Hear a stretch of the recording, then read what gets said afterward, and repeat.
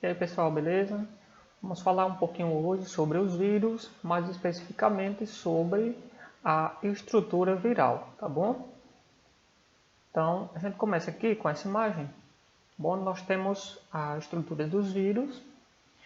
O vírus ele é constituído basicamente por proteína e por ácido nucleico, né? Por material genético.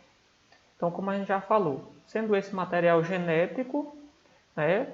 DNA, RNA ou os dois, né? Nós vamos ter vírus que possuem os dois materiais genéticos, né? Tanto o DNA como o RNA. Aí são os chamados vírus mistos. Mas vamos lá. Então, primeiro nós teremos aqui essas estruturas, né? Que lembra muito uma coroa, tá bom? Que são as proteínas do envelope. Isso significa dizer que os vírus têm essas estruturas aqui, tá bom? São essas proteínas que elas vão ter a função de reconhecimento, elas vão reconhecer as células que elas vão infectar, que elas vão atacar. Então a gente diz que esse reconhecimento ele ocorre pelo modelo chave-fechadura, ou seja, o vírus se liga especificamente a uma célula. Então, essas proteínas aqui que são responsáveis por fazer esse reconhecimento, tá bom? Como se fosse uma chave que só encaixa numa determinada fechadura específica. Por isso o nome modelo chave-fechadura. O vírus ele precisa reconhecer qual é a célula específica que ele vai infectar, que ele vai atacar. Então, esse daqui é um exemplo de vírion, ou seja, é uma partícula, certo? É um vírus completo que vai causar uma infecção numa determinada célula. Então, por ser um vírus completo, que tem esse potencial de infectar uma determinada célula, é que nós vamos dar o nome de vírion, ok? Então, após nós termos essas estruturas aqui, essas proteínas, nós vamos ter um envelope viral, tá bom? O envelope viral ele é constituído basicamente por lipídio. Por isso que ocorre esse reconhecimento às células animais, por exemplo, porque a estrutura de um vírus aqui, composto por proteína e lipídio, é muito semelhante, tá bom, com a membrana plasmática, a membrana celular, certo? Então, por haver essa grande semelhança, é que isso também favorece esse reconhecimento desse vírus a uma determinada célula. Internamente, nós vamos ter essa estrutura aqui, que é o capsídeo, ou também chamada de cápsula. Okay? O capsídeo ele é responsável, veja, por guardar o material genético, por guardar o ácido nucleico, seja ele DNA, seja ele RNA, ou no caso de um vírus misto, DNA e RNA. Ok? Então, o material genético ele está aqui dentro do capsídeo, dentro da cápsula. Então, basicamente, é essa aqui a estrutura de um vírus. A gente já vai dar o nome ao conjunto desse material genético e do capsídeo. O conjunto desses dois aqui nós podemos chamar de núcleo capsídeo. Então, núcleo capsídeo.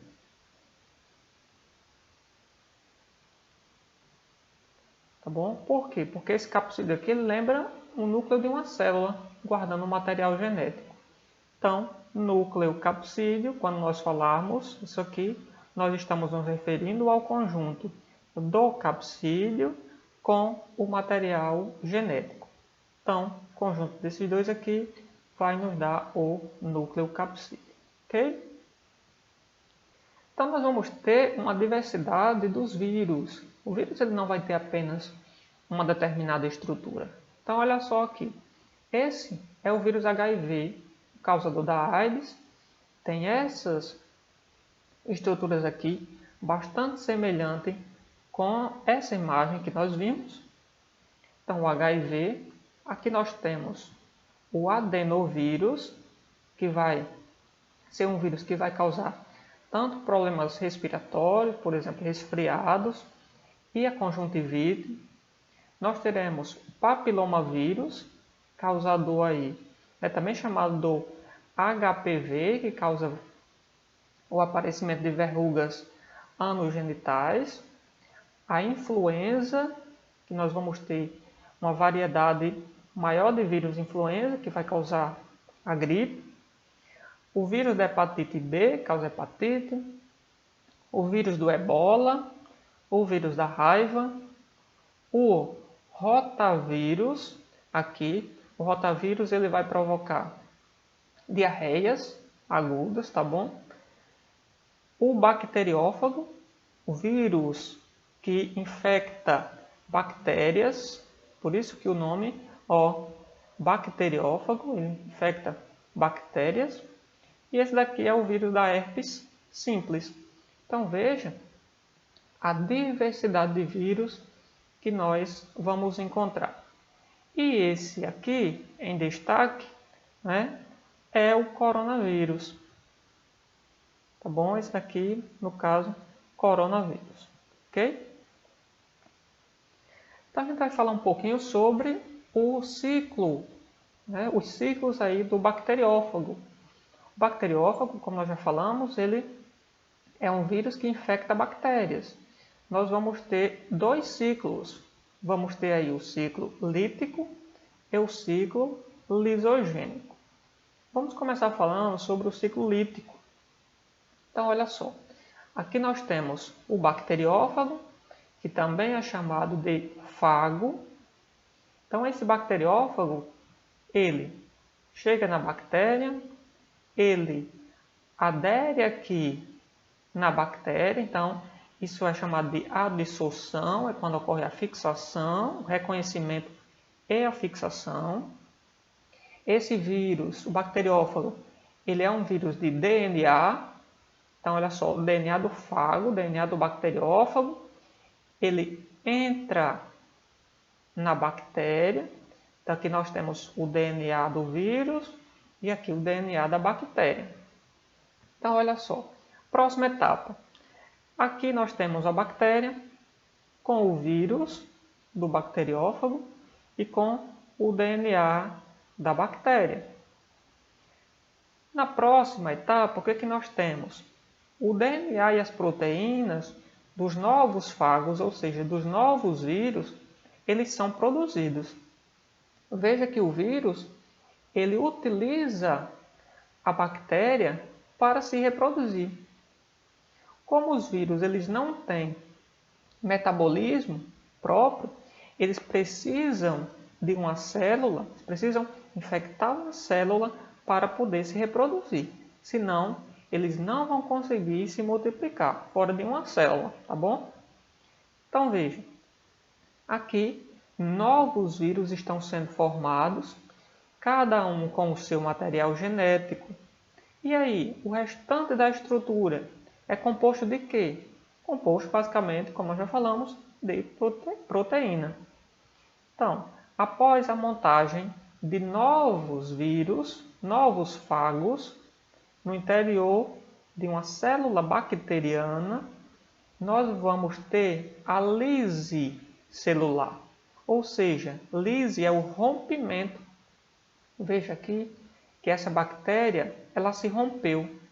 A partir do momento que ocorre o rompimento, a lise celular, a lise bacteriana, esses vírus que foram formados, eles vão sair daquela bactéria e vão poder infectar outras bactérias, outras células bacterianas. E o processo se reinicia novamente. É claro que, se ocorre o rompimento da bactéria, essa bactéria, pela lógica, vai ocorrer o que com ela? Ela vai morrer. E novos vírus vão fazer isso em outras bactérias. Então, esse é o ciclo lítico. Ciclo lisogênico. O que é que ocorre no ciclo lisogênico? O início do ciclo, ele é a mesma coisa do lítico. O início dele. Ou seja, Ocorre a fixação do bacteriófago, a fixação do fago. O material genético é colocado, é inserido para dentro da bactéria. Então, aqui está a bactéria com o DNA do vírus. Aqui está o DNA da bactéria. Depois, o que vai ocorrer? Veja que, nesse caso, aqui, o DNA, isso aqui, rosa, é o DNA do vírus, que está integrado ao DNA da bactéria. Então, isso daqui é o DNA da bactéria, em roxo, e aqui em rosa nós temos o DNA do vírus. A partir do momento que ocorre a integração, a união do vírus do DNA do vírus com o DNA da célula bacteriana, nós vamos chamar esse material genético de quê? De prófago. Tá bom?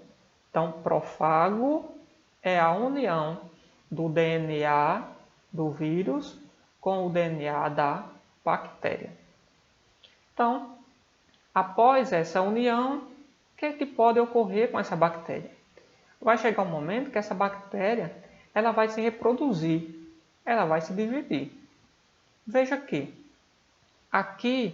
ela está se dividindo. Ó. A bactéria está se dividindo.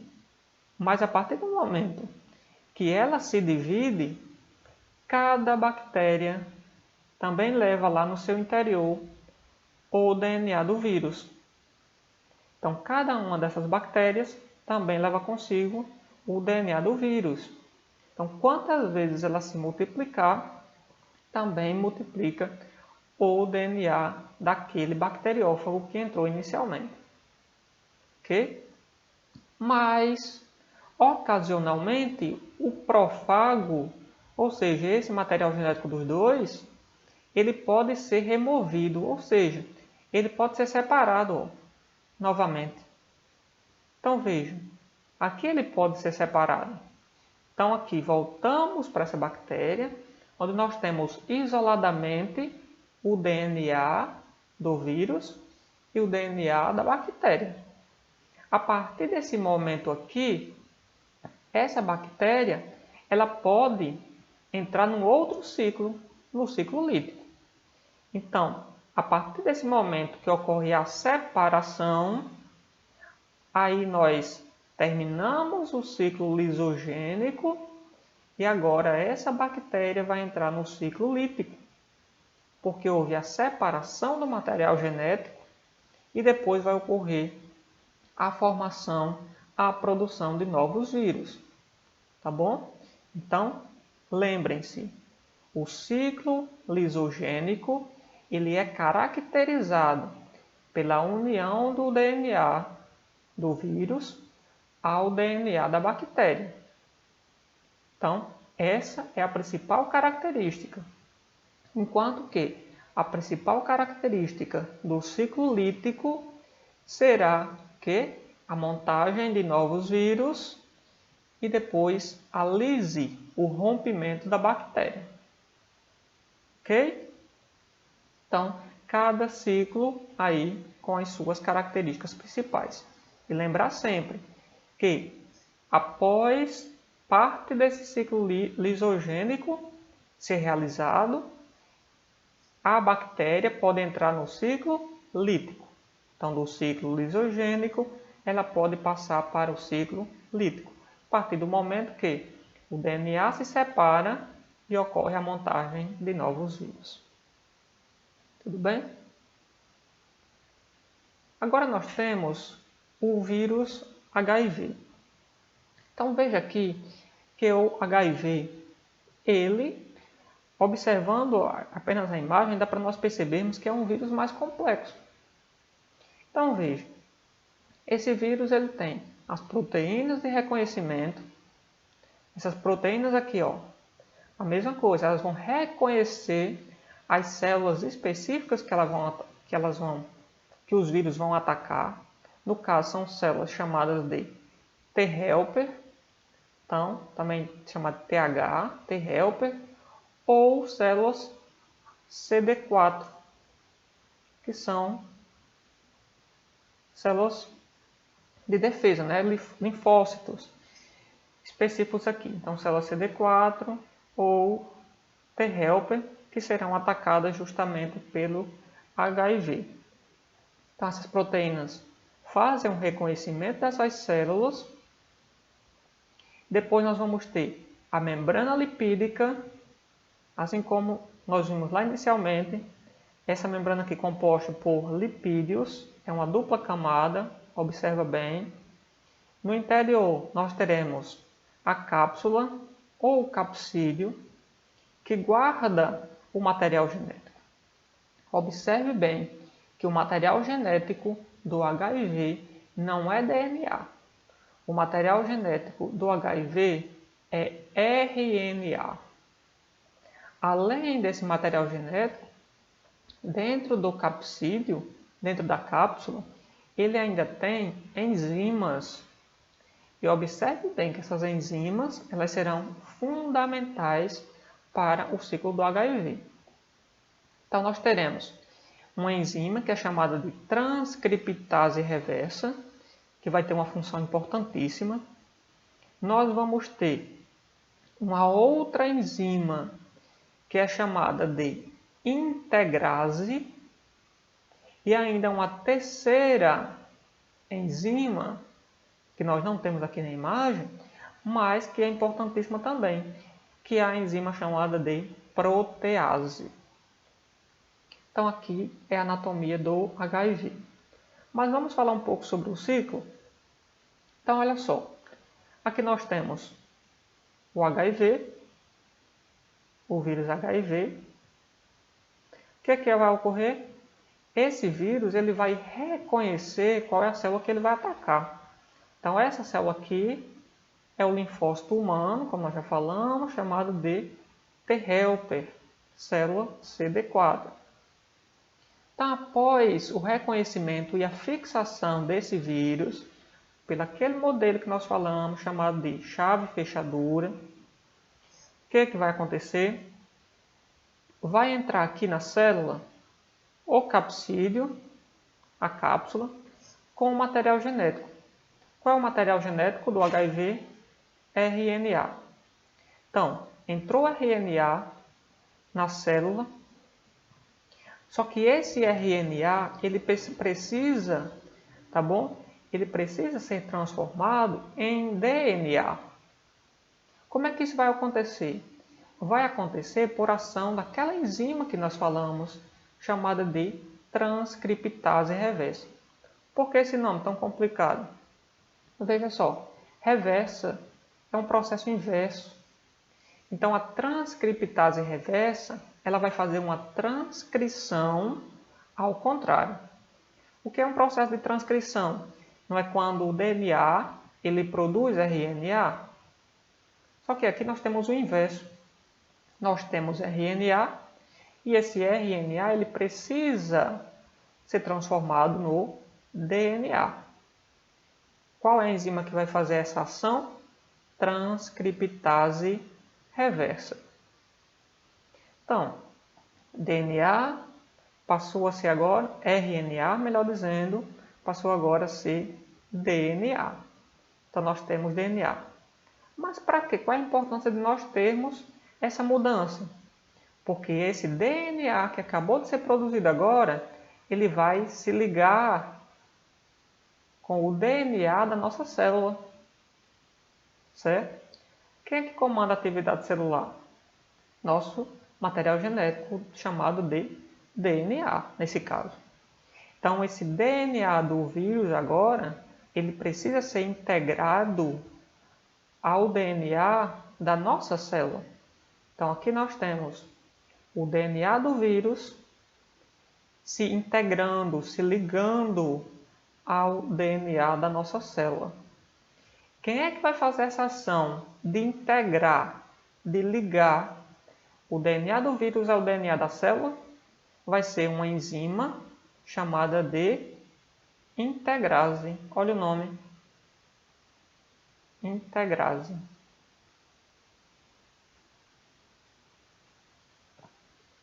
Ok? Então, integrase vai ser a enzima que vai ser responsável por fazer a integração do DNA do vírus ao DNA da célula. Então, esse DNA agora, ele comanda as atividades. O DNA do vírus comanda agora as atividades da célula, das nossas células. Se ele está comandando agora, o que vai acontecer? Esse DNA, agora, ele vai ser responsável por um outro processo. Vai ser responsável agora pela produção do RNA, de várias moléculas de RNA. Aqui sim ocorre a transcrição, que é o DNA produzindo RNA. Só que esse RNA é viral, é o RNA do HIV. A partir do momento que DNA produz RNA, ele passa agora a ser possível a formação de novos vírus no interior da célula. Então, nós vamos ter várias moléculas de RNA que agora podem, tá certo, se unir às proteínas virais, que também vai ser produzido dentro daquela própria célula, e produzir novos vírus. Então, ocorreu a transcrição, repetindo, ocorreu a transcrição, que é o DNA produzindo o RNA, e depois nós vamos ter várias moléculas de RNA, cada uma molécula vai agora se unir às proteínas virais e formar novos vírus. A montagem desses vírus ocorre no interior da própria célula. E essa montagem de RNA com as proteínas do vírus vai se dar também pela ação de uma enzima chamada de protease. Essa ação de produção de proteínas para se ligar posteriormente com o RNA do vírus vai se dar por ação dessas enzimas. Então, novos vírus vão ser montados aqui dentro da célula. Posteriormente, esses novos vírus que são montados vão sair da célula e vão ser capazes de infectar novas células no nosso organismo. Ok? Então, veja bem, as drogas que são utilizadas no combate ao HIV são drogas que são capazes de inibir aqui a ação das enzimas, da enzima protease, porque se ela for inibida, esses vírus não serão montados, ou seja, não terão novos vírus para infectar novas células. E também vamos ter drogas que vão inibir a ação da transcriptase reversa, porque se nós também não tivermos a transcriptase reversa, logo também não será possível esse RNA produzir o DNA, para assim o ciclo continuar. Ok? Então é isso, pessoal. Até a próxima.